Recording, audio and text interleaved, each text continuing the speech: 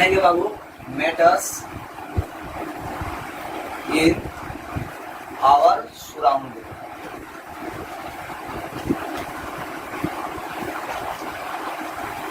हमारे चारों तरफ जो मैटर है वे क्या है, कौन से स्टेज में है, कौन से फेजेज में है, इसके बारे में हम आज पढ़ेंगे। सबसे पहला पॉइंट, ये जो मैटर जो है, मैटर आखिरकार ये मैटर होता क्या है और ये मैटर जो है इसका खोज कैसे हुआ था और इसका स्टार्टिंग पॉइंट कहाँ से है, इसके बारे में हम जानेंगे। सबसे पहला पॉइंट बाबू कि ये जानेंगे लगभग 1500 बीसी का बात है कि जब महर्षि कन्नड़ का कहा नाम था कि ये जो मैटर जो होता है ये हमेशा जो होता है कि किस चीज से बना होता है बाबू, तो हमेशा जो मैटर जो होता है हमेशा जो स्मॉलेस्ट पार्टिकल से बना होता है जिसे परमाणु कहते हैं, जिसमें बहुत सारे पॉइंट निकले। लेकिन कुछ जो फिलोसफर्स जो थे उनका मानना था कि ये मैटर जो होता है ये पंच तत्वों से मिलकर बना होता है।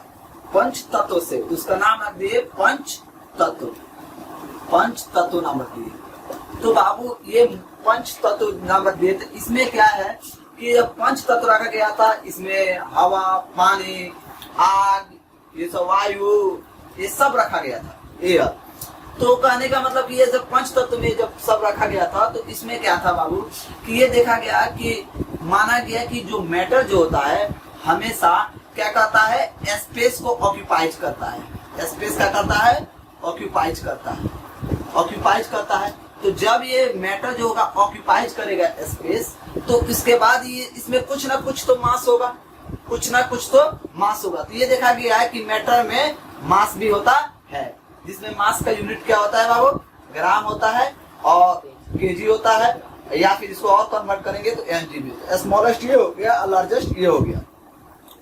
तो बाबू कह सकते हैं कि मैटर जो होता है बाबू, ये मैटर के बारे में जानेंगे तो मैटर जो होता है सबसे स्मॉलेस्ट पार्टिकल से मिलकर, यानी स्मॉलेस्ट पार्टिकल से मिलकर बना होता है। स्मॉलेस्ट पार्टिकल से मिलकर बना होता है। तो ये जो स्मॉलेस्ट पार्टिकल्स होता है इन स्मॉलेस्ट पार्टिकल्स को मॉलिक्यूल बोलते हैं। क्या बोलते हैं, मॉलिक्यूल बोलते हैं। इसे क्या बोलते हैं, मॉलिक्यूल। और माना गया कि ये मॉलिक्यूल जो होता है कि मॉलिक्यूल जो होता है ये इंडिविजुअल पार्टिकल से बना होता है। मॉलिक्यूल जो होता है इंडिविजुअल पार्टिकल से मिलकर बना होता है, जिसे एटम कहते हैं। तो एटम के बारे में हम नेक्स्ट चैप्टर में पढ़ेंगे।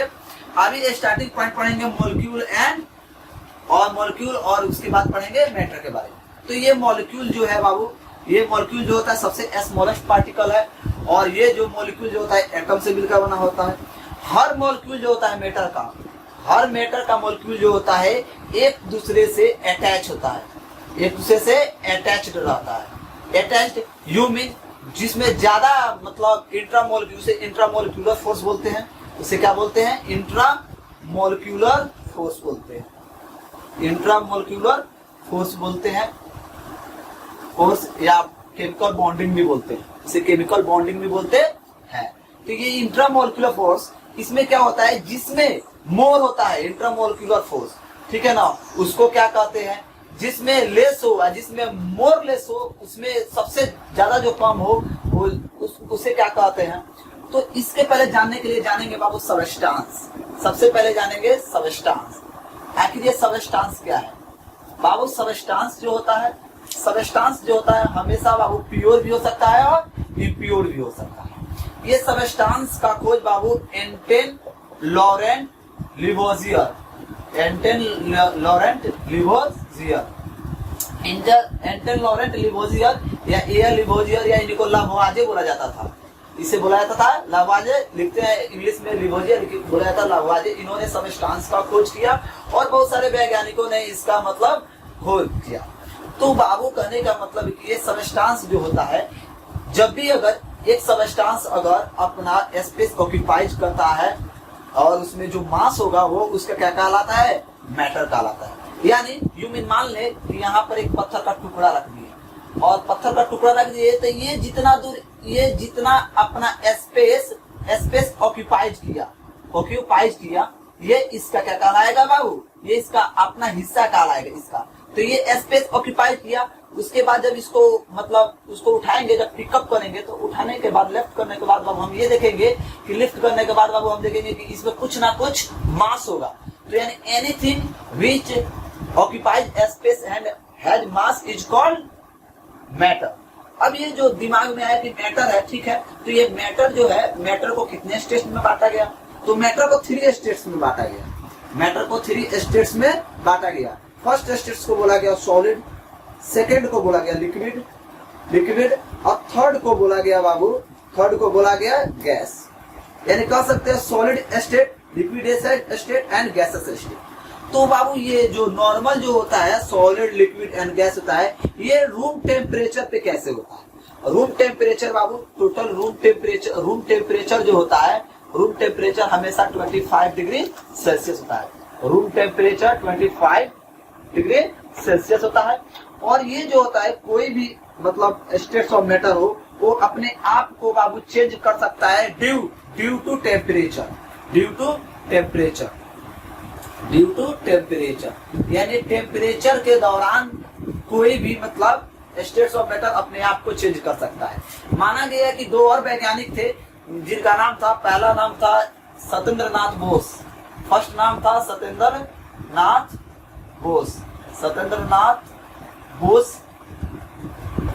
बोस और दूसरे जो थे बाबू अल्बर्ट आइंस्टीन का तो आप नाम सुने ही होंगे, अल्बर्ट आइंस्टीन।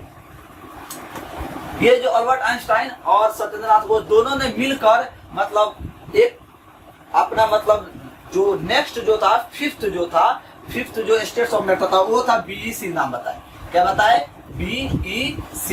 बीईसी का मतलब बोस आइंस्टीन कंडेंसेट। इसके ठीक पहले था प्लाज्मा। क्या था?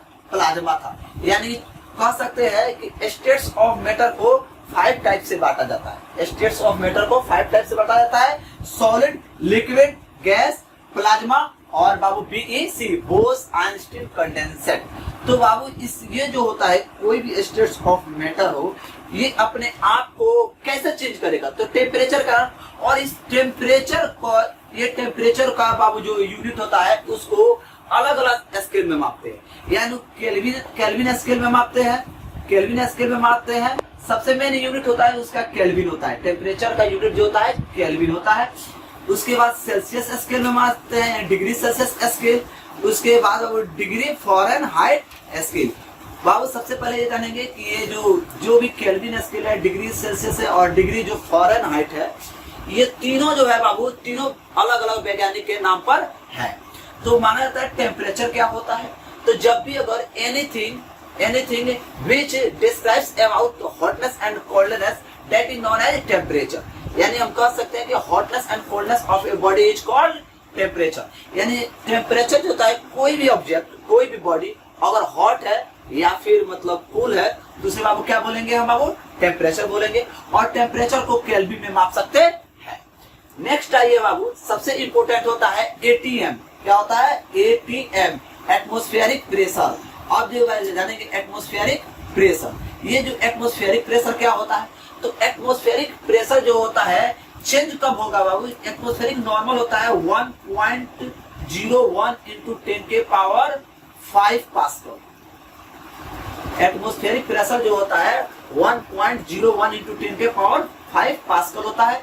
और ये जो एटमॉस्फेरिक प्रेशर जो होता है हमेशा बाबू क्या होता है? सॉलिड, लिक्विड एंड गैस को चेंज करने में हेल्प करता है। नेक्स्ट जो है आगे हम बताएंगे